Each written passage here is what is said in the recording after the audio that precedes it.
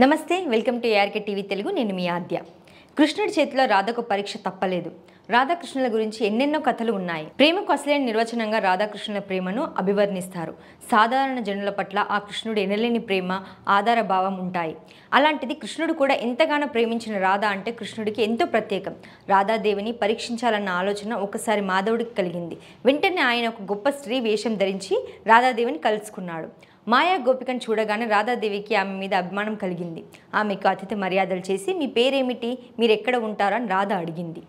మా ఊరు నందపురి, నన్ను గోపాదేవి అంటారు అని మాయా గోపిక చెప్పింది. ఆ తర్వాత వాళ్ళిద్దరూ చాలాసేపు ముచ్చట్లాడుకున్నారు. చీకటి పడబోతుండగా మళ్ళీ రేపు వస్తానని చెప్పి మాయా గోపిక వెళ్ళిపోయింది. అన్న మాట ప్రకారం మాయా గోపిక మరునాడు రాధాదేవి దగ్గరికి వెళ్ళి నల్లనయ్య గురించి చాలా పరుషంగా మాట్లాడింది.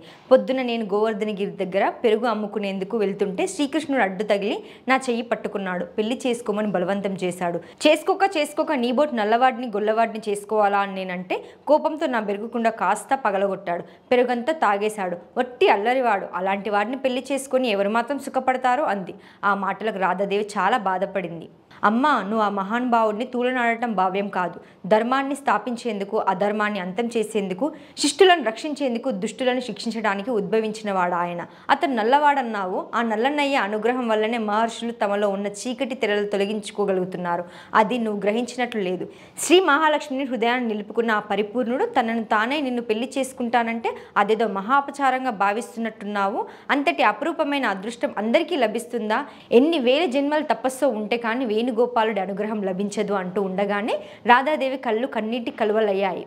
కంఠం కంపించిపోయింది. అరచేతుల్లో ముఖాన్ని కప్పుకొని వెక్కి వెక్కి ఏడ్చింది. మాయాగోపిక రూపంలో ఉన్న శ్రీకృష్ణుడు మందహాసం చేసి ఆమెను దగ్గరికి తీసుకొని గుండెలకు హద్దుకున్నాడు. రాధ ఒళ్ళు పులకరించింది. ఆమెకు దివ్యానుభూతి కలిగింది. కృష్ణ కృష్ణ అంటున్న ఆమె చేతులు రెండు నల్లనయ్య కంఠాన్ని కలువ దండంలా చుట్టేశాయి. ఇలా రాధాకృష్ణ ప్రేమ గురించి ఎన్నో కథలున్నాయి.